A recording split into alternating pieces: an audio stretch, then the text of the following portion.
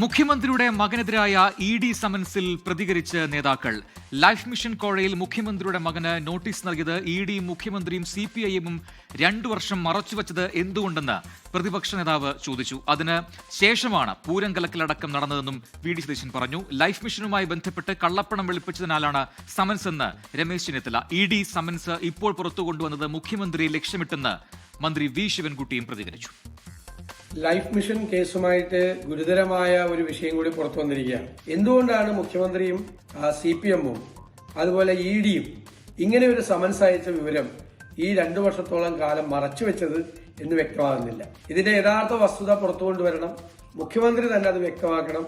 ഇത് ലൈഫ് മിഷനുമായി ബന്ധപ്പെട്ട കാര്യത്തിൽ കള്ളപ്പണം വെളുപ്പിച്ചു, അതാണ് കാര്യം. അന്ന് ഞങ്ങൾ വളരെ വ്യക്തമായി പറഞ്ഞിരുന്നു, മുഖ്യമന്ത്രിക്ക് ഇതിന് പങ്കുണ്ട്, മുഖ്യമന്ത്രിയുടെ ഓഫീസിന് പങ്കുണ്ട്.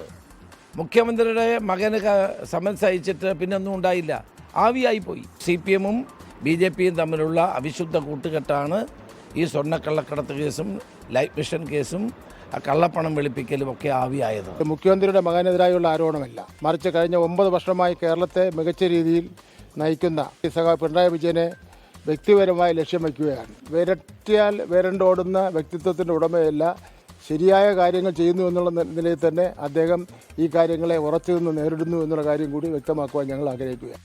ലോകത്തെവിടെയായാലും ഏത് സമയത്തും 24 വാർത്തകളും ഓഗ്മെന്റഡ് റിയാലിറ്റി പാക്കേജുകളും എക്സ്പ്ലെയിനറുകളും വിശദമായി കാണാൻ ഞങ്ങളുടെ YouTube ചാനൽ നിങ്ങൾക്ക് സബ്സ്ക്രൈബ് ചെയ്യാം.